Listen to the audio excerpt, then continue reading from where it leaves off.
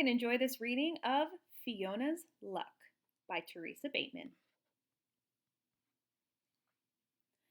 Once, luck was as free to be had in Ireland as sunlight and just as plentiful. It filled the air, and anyone could grab a handful of it if the need arose. This was largely due to the leprechauns, for they made luck like cows made milk. Then the big folk arrived in Ireland. They were so large, the luck clung to them wherever they went. Something will have to be done, the king of the leprechauns declared. We can't have those huge people soaking up all of the luck. What would be left for us? So, under the king's orders, the leprechauns wove fine golden thread into magical nets. Then, late one midsummer's eve, when the luck was at its height, they swept it up and stored it all in an oak chest by the king's throne, so he could distribute it where and when he chose. But the leprechauns had been too thorough.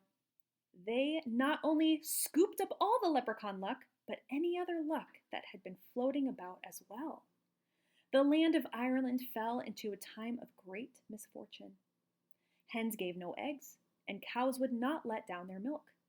The potatoes rotted in the ground. Now it happened that in Ireland there lived a woman named Fiona. She knew the lack of luck had to be the work of the leprechauns. So it followed that they alone could restore good fortune to the land. But getting luck back from a leprechaun would be like squeezing water from a stone. Not that it can't be done, but it usually requires more strength than you're apt to have. Sometimes cleverness, though, is worth more than strength. So Fiona took her last coins and used them to buy a cow and some chickens. Then every morning and evening, she would take that cow into the barn.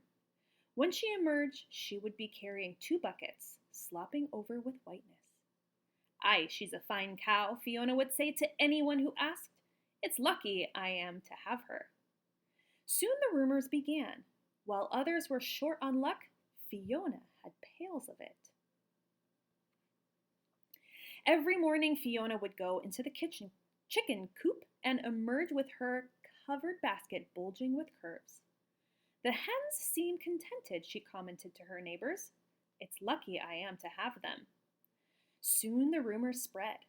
While others were short on luck, Fiona had baskets of it. Then Fiona began digging in her garden and filling her wheelbarrow with round dirt-covered lumps. It's not a good year for potatoes, Fiona said to all who passed. Still, I am lucky to have what I have. Now, the rumors had wings. While others were short on luck, Fiona had wheelbarrows full of it. Naturally, word of this unexpected luck made its way to the Leprechaun King. One day, Fiona was walking across a green meadow when she suddenly found herself surrounded by a small crowd of the fair folk. In a trice, they grasped the hem of her skirt and ran around her in a circle. She turned to keep the skirt from wrapping around her knees, and as she turned, the landscape blurred. When it sharpened again, Fiona found herself beneath the earth, in the throne room of the Leprechaun King. It was a glorious cavern with rich tapestries hanging against tall granite walls, and the floor cobbled entirely of jewels. Torches and candlelight made everything sparkle, and music filled the air. In front of Fiona stood the throne, and on the throne sat the Leprechaun King. He beckoned to her. Fiona approached, her eyes scanning the room for the missing luck. She was as sure as smoke loves fire that the king would be keeping it close to himself. As she curtsied, she spied the oak chest. It was glowing slightly, scaled by a spell, since everyone knows that no lock can hold luck for long. What would you be wanting of me? Fiona asked politely. The king scowled. Where are you getting all of your luck? Who has been giving it to you, and why? He demanded. Fiona's eyes widened in innocence.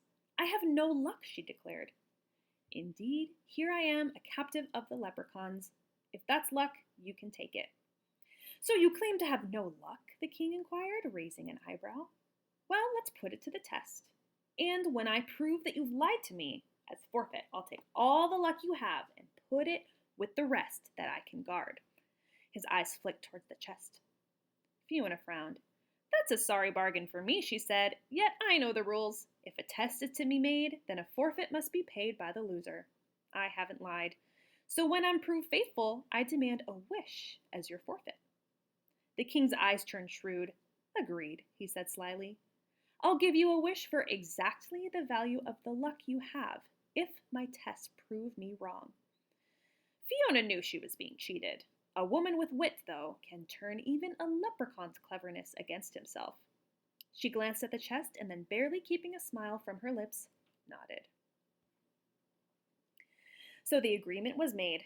At the king's gesture, one of his magicians brought out a low table and placed upon it 3 beautiful shells. Under one he hid a small gold coin. When he whisked the shells around and over and under in a blur no human eye could follow. Now, the king said, where's the gold? There was 1 chance in 3 of picking correctly, and a person with good luck would find the gold every time. Even a person with a little luck would find the gold occasionally. But though they played the game over and over again, Fiona could never locate the coin. It was as if she had no luck at all. Another test, the king ordered.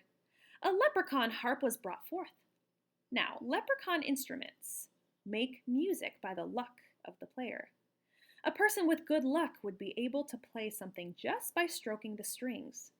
Even a person with just a hint of luck could probably finger out a simple melody. But in Fiona's hands, the strings went out of tune, and no matter how she stroked and plucked, nothing but ear-bending noise resulted. The king shuddered and frowned. Could he have been mistaken? Perhaps the last test would prove him right.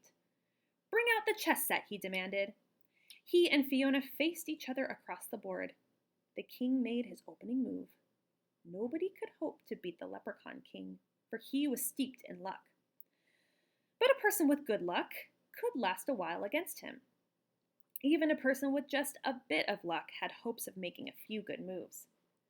Despite the king trying his hardest to lose, Fiona was beaten soundly within 2 minutes.